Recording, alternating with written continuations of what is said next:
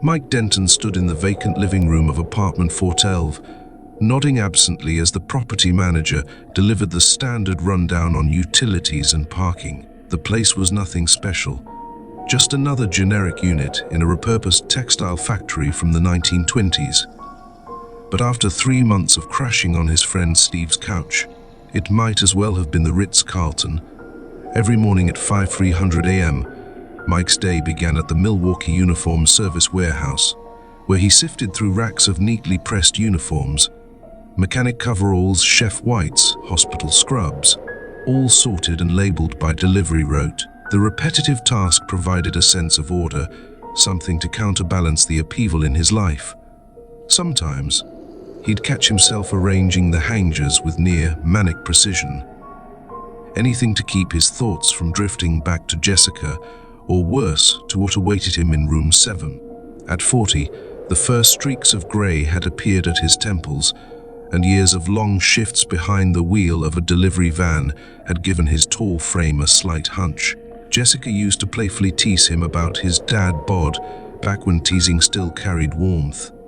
Now, as he stared into the bathroom mirror, he noticed the deepening shadows beneath his eyes, the gauntness of his face.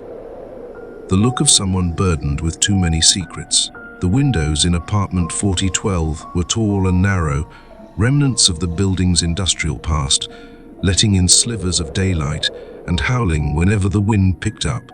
The floors had that unmistakable slant of old architecture, as if the entire structure were gradually settling into its own history. In the kitchen, the linoleum curled at the edges, revealing layers of older flooring beneath. Like an excavation site, each stratum whispering stories of past tenants and the lives they had left behind. The thing about divorce is how it warps your memories. Had Jessica ever truly loved him? Were the good times really as good as he remembered?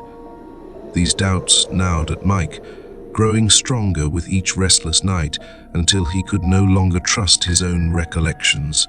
Maybe that's why he didn't immediately panic when the voices began. When your grasp on reality is already slipping, what's one more impossibility? The heats included, wheezed Barbara, the property manager, a heavyset woman struggling up the stairs. And the walls are thick, original brick. You won't hear the neighbors. Mike ran his hand along the exposed brick, feeling the rough surface beneath his fingertips. The apartment carried the distinct scent of fresh paint, attempting to mask decades of Milwaukee winters. 7 rooms in total. A living room, kitchen, 2 bedrooms, a bathroom, a strange little study nook, and what Barbara optimistically called a bonus room. In reality, it was little more than a glorified closet with a window. He had always assumed divorce would feel like death, but he was wrong. Death had a finality to it. This was more like a haunting, memories that refused to fade, guilt that never quieted. Maybe that's why he chose this place. Some part of him recognized he was already haunted, and as the saying goes, misery loves company. "I'll take it," he said before she could launch into another monologue about the building's history.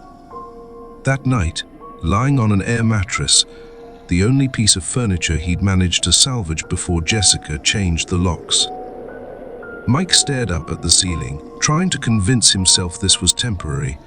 At 40, he hadn't expected to start over. The divorce papers had blindsided him, served right after his morning uniform delivery route. 6 years of marriage, reduced to 12 pages of legalese and Jessica's elegant signature at the bottom. He rolled onto his side, watching the shifting glow of headlights cast eerie shadows on the walls. The old building groaned and settled around him. The creaks and groans of an aging building bracing against the winter cold were expected. But there was something else too. A low murmur drifting from room 7, the so-called bonus room. It sounded like someone speaking through layers of fabric, muffled yet persistent. The next morning, during his lunch break, Mike searched auditory hallucinations after divorce. The results were predictable: stress, depression, sleep deprivation. A neat little checklist of everything his life had become. But none of the medical sites mentioned hallucinations whispering about murder, about betrayal, about bodies hidden where no one would think to look. Days blurred into a monotonous cycle of deliveries and sleepless nights. Mike caught himself watching the clock during his routes, dreading the moment he'd have to return to apartment 412. Even the familiar streets of Milwaukee felt different now, as if the city itself was keeping secrets he wasn't meant to uncover. It had to be the pipes. Old buildings made strange noises. That's what he told himself as he drifted off to sleep, trying not to think about Jessica or the pharmaceutical rep she'd left him for. The next morning, he was back behind the wheel of his delivery van, running his usual route. The routine helped. Pick up the dirty uniforms, drop off the clean ones, exchange small talk with the regulars. By the time he met Steve at Memory Lanes for their weekly bowling night, the strange noise had almost faded from his mind. "How's the new place?" Steve asked, lining up his shot. They'd been friends since high school. Too uncoordinated for football, too stubborn to quit trying out. Mike watched as Steve's ball curved straight into the gutter. He hesitated. Different. Steve dropped onto the plastic seat next to him. "You know that feeling when you're alone, but I don't know, you just don't feel alone. If you're still stuck on Jessica." No, it's not that," Mike interrupted, leaning forward and lowering his voice, though the crash of pins and classic rock made eavesdropping unlikely. "Last night, I heard something in one of the rooms, like someone talking, but I don't know, it was muffled. And tonight before I came here." He stopped, recalling how he had stood outside room 7, hand on the doorknob, unable to make himself turn it. Old buildings, man. Old pipes, old everything, Steve said, unknowingly mirroring the excuse Mike had been clinging to. "Remember that apartment I had in college? Hill, the radiator used to sound like it was screaming." Mike nodded, but he knew this was different. The sound had words. He couldn't make them out, but he was sure of it. That night, sleep wouldn't come. Lying in bed, he replayed Steve's words, forcing himself to believe this was nothing more than faulty plumbing. But as the red digits on his phone crept toward 300 AM, a familiar knot tightened in his stomach. He knew what was coming. The weekend dragged by at an agonizing pace. Every night Mike tried to drown out the murmurs, first with the static of an old TV, then music, then a white noise machine he picked up from Target. Nothing worked. The whispers only grew more insistent, more urgent, as if whatever lurked in room 7 knew its time with him was running out. Desperate for a sense of normalcy, he tried making the apartment feel like home. He bought a second-hand couch that carried the faint scent of old cigarettes, a TV that only functioned after a hard smack, and just enough kitchenware to heat up frozen dinners. But it changed nothing, because every night at precisely 3:30 AM the voices returned. Mike would wake up, rigid, heart pounding, ears straining against the darkness. The murmurs were always the same, soft, rhythmic, relentless. Sometimes they sounded like a prayer, other times like a confession, and every night he listened just a little longer. He could never quite make out the words, but they felt weighted, thick with meaning. By the 5th night, he'd had enough. That morning, the divorce had been finalized. Jessica hadn't even bothered to show up in court. Maybe that was what gave him the courage, or maybe it was the 4 beers he'd downed while watching the Brewers lose. Either way, at 3:17 AM, when the murmuring began, Mike got up. The hallway to room 7 felt longer in the dark. The wooden floorboards, usually hidden beneath a threadbare runner, were cold and slick against his bare feet. The whispering grew louder with each step, though it still carried that eerie, submerged quality, like voices speaking through drenched fabric. His hand trembled as he reached for the doorknob. The metal was ice cold against his palm. Slowly, he turned it, feeling each mechanism in the lock click into place. The door swung open with a low, drawn-out creak. The thing stood in the corner, facing the wall. Even in the dim light filtering through the window, Mike could tell something was wrong with it. The proportions off. Shoulders too broad, neck stretched unnaturally long. It wore what might have once been a suit, though the fabric was now black-green with age and decay. Time fractured, everything narrowing to just Mike and the presence before him. The air thickened, heavy with the scent of wet earth and copper, like freshly turned soil in a butcher's shop. Later, he would remember how even the distant hum of the city had vanished, swallowed by a suffocating silence.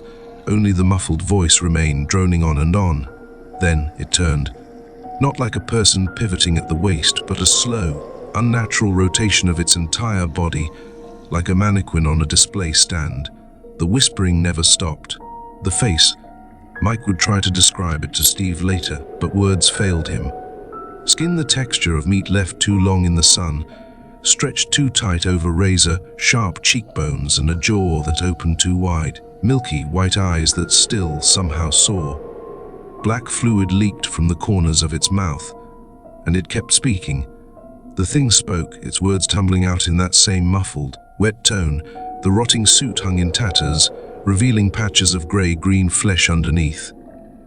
Where the fabric had decayed completely, Mike could see deep indentations carved into its torso. Not the slow work of time, but something violent.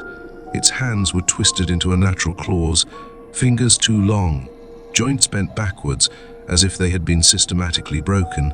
A thick, dark substance, blood, or what had once been blood, had congealed around its collar, the deep gash suggesting its throat had been cut. And yet, somehow, the head remained attached.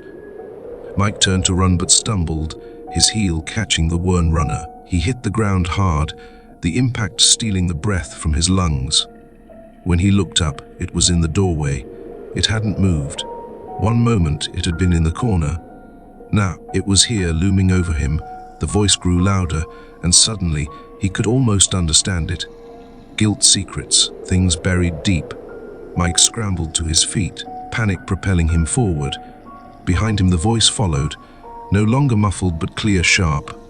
It spoke of darkness, of depth, of things hidden beneath floorboards and behind walls.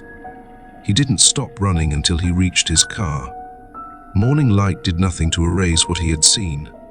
If anything, daylight made it worse, stripping away any last hope that this had been some fevered nightmare or drunken hallucination. Mike sat in his delivery van, his hands shaking against the steering wheel. He had a choice to make. The rest of the morning was spent in a dingy 24-hour diner, drinking coffee that tasted like burned rubber, trying, failing, to convince himself he'd imagined it all. Hours later, when he finally told Steve, his friend's usual skepticism wavered. "You know," Steve started slowly, "Barbara mentioned something when I helped you move in, about the building's history." He hesitated. "I just thought it was all STing, which is why I didn't say anything," Steve admitted. "But it wasn't just a textile factory." He hesitated, glancing around as if someone might overhear. "During Prohibition, it was owned by one of the bootlegging families. They used it as a front, and sometimes people who caused problems would, disappear." Mike felt a chill creep up his spine. They called it the Milwaukee Finishing Company. Steve continued, his voice dropping lower. Not just from caution, but from something closer to unease. Not just because of the textiles. The word was, if you crossed the wrong people, you'd get finished here. He exhaled. The cops found some bones in the walls during renovations back in '86, but the developer paid to keep it quiet. Barbara told me they never even reached the deeper parts of the basement. Said the foundation was too unstable to risk digging any further. Mike thought about the figure's rotting suit, about the unnatural way its bones had seemed broken and reset. He thought about the black fluid dripping from its mouth, about the words it spoke, heavy with decades of untold truths. That same day he gave his notice, Barbara took the letter, offering only a sad smile. "Room 7, she murmured. It wasn't a question. It always starts in room 7. Some people last longer than others. But everyone leaves eventually." She glanced at him, eyes shadowed with something he couldn't place. "Except for him," she added. He's still trying to confess. That night Mike moved back to Steve's couch. Over the following weeks, as he searched for an apartment on the other side of town, his thoughts kept drifting back to room 7, to the figure that stood in the darkness, whispering its endless confessions, to the truths it needed to share, the ones that had died with it nearly a century ago. Sometimes late at night, when the world was quiet, he swore he could still hear its voice, a story of violence, regret, a history buried beneath layers of brick and silence. And sometimes, when his delivery route took him past the old building, he would see movement in the window of room 7, a turning. Slowly, endlessly speaking words no living soul was meant to understand. Months later, Jessica called, not to check in, not to ask how he was doing. She just needed some old tax documents. After he hung up, Mike realized something strange. He could barely remember Jessica's face.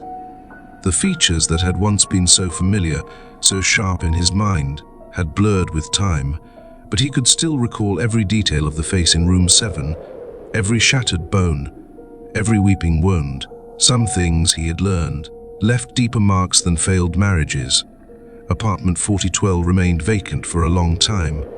Barbara showed it to young couples and single professionals, all drawn in by the exposed brick and included utilities. But they never stayed long.